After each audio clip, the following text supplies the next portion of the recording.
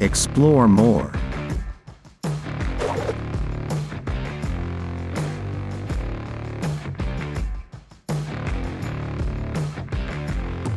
Once the target area has been measured, a 3D graphic is generated from the collected scan values.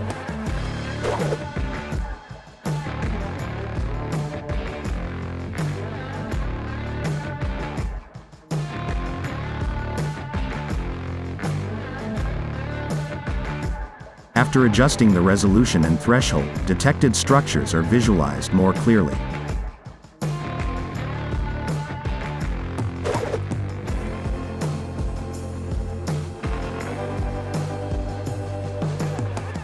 Detected underground structures like burial chambers and artifacts can be bookmarked and tagged with notes.